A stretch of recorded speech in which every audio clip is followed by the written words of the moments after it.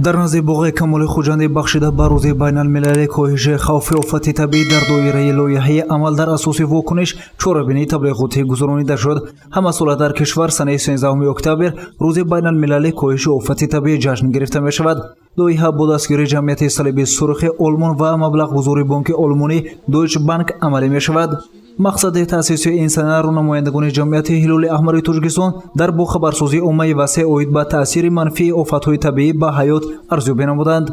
мақсади асосии ин баланд бардоштани савияи дониши мардуми вилояти Суғд алалхусус шаҳри Хуҷанд оиди коҳиши хавфи офатҳои табиӣ ва ҳамчунин омодагӣ ба ин офатҳо мебошад. лоиҳаи мазкур моҳи марти соли 2015 дар конференсияи сеюми умумии ҷаҳонии Созмони Милали Муттаҳид оид ба коҳиши хавфи офати табиӣ дар Япония қабул шудааст. ба гуфти ҳамоҳангсозии лоиҳаи амал дар асоси вокуниши ҷамъияти Ҳилоли Аҳмари Тоҷикистон барнома бо ҳамкории раёсати кумитаи ҳолатҳои фавқулода ва мудофиаи гражданӣ дар кишвар гузаронида мешавад. бошандагони шаҳри Хуҷанд ки имрӯзҳо дар дашту гулзорҳои шаҳри Хуҷанд гашту гузор мекунанд, мо онҳоро кӯшиш мекунем ки ба ин маъракат ҷалб кунем ва бо ин роҳ ба онҳо фаҳмонем ки бо кадом роҳҳо офатҳои табииро пешгирӣ мекунем ва коҳиши хавфи офатҳои табииро паст мекунем. дар чорабинии маълумот аз таъсисёбии ҷамъияти Ҳилоли Аҳмар то фаъолияти имрӯзаи он ба саҳми ҳозирин расонида шуд. 40 нафар ҷавонони ихтиёрӣ низ дар маъракаи тақсимоти варақаҳои иттилоотӣ барои аҳолӣ ширкат намуданд. дар варақаҳои иттилоотӣ оид ба чӣ тавр огоҳ ва пешгирӣ кардани аҳолӣ ҳангоми офати табиӣ маълумот пешниҳод карда шудааст.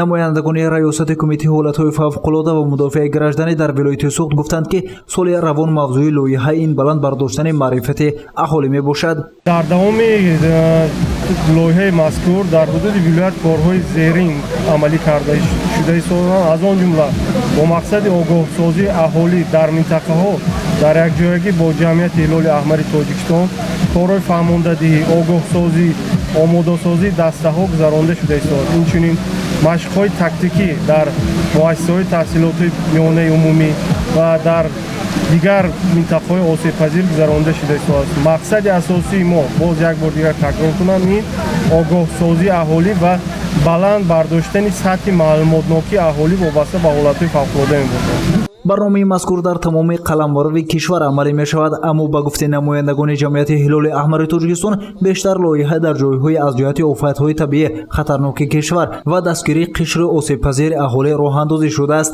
аз ин лоиҳа аҳолии ноҳияҳои Зафаробод, Масҷов ва Ашт зиёд бархурдор мебошанд. гузориши Саид Мухтори Саиданвар, Аъзамҷон Раҳимов барои барномаи иттилоотӣ хабар.